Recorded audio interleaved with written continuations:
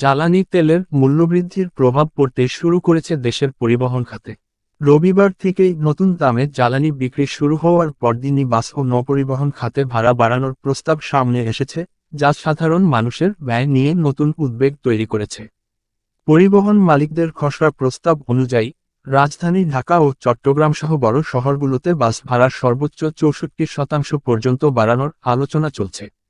একই সঙ্গে দূরপাল্লার বাস ভাড়া প্রায় 37% বৃদ্ধির প্রস্তাবও রাখা হয়েছে। এর বিষয়ে চূড়ান্ত সিদ্ধান্ত নিতে আজ সন্ধ্যায় ভাড়া নির্ধারণ কমিটির বৈঠক হওয়ার কথা রয়েছে। অন্যদিকে অভ্যন্তরীণ নৌপথেও ভাড়া বাড়ানোর উদ্যোগ নেওয়া হয়েছে। যাত্রীবাহী লঞ্চে 36 থেকে 42% পর্যন্ত ভাড়া বৃদ্ধির প্রস্তাব দিয়েছে সংশ্লিষ্ট সংস্থা। পাশাপাশি প্রতি কিলোমিটারে 1 টাকা করে ভাড়া বাড়ানো এবং সর্বনিম্ন ভাড়া 29 টাকা থেকে 35 টাকায় উন্নীত করার প্রস্তাব ইতোমধ্যে বিআইডব্লিউটির কাছে জমা দেওয়া হয়েছে। এদিকে গ্রিন পার্টি বাংলাদেশের মহাসচিব ইফতেখার উল হাসান জনি ভাড়া বৃদ্ধির বিষয়ে ভিন্নধর্মী প্রস্তাব দিয়েছেন। তিনি বলেছেন, বৈশ্বিক অর্থনৈতিক পরিস্থিতির কারণে ভাড়া বাড়ানো অস্বাভাবিক নয়, তবে তা সবার জন্য একভাবে প্রয়োগ করা উচিত নয়।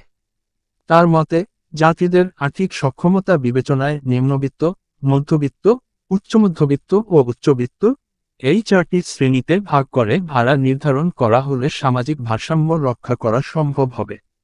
বিশ্লেষকরা মনে করছেন, জ্বালানি তেলের দাম বৃদ্ধির সরাসরি প্রভাব পরিবহন খাতে পড়লেও ভাড়া বৃদ্ধির হার ও কাঠামো নির্ধারণে সরকারকে জনস্বার্থের বিষয়টি সর্বোচ্চ গুরুত্ব দিতে হবে, যাতে সাধারণ মানুষের ওপর অতিরিক্ত চাপ না পড়ে।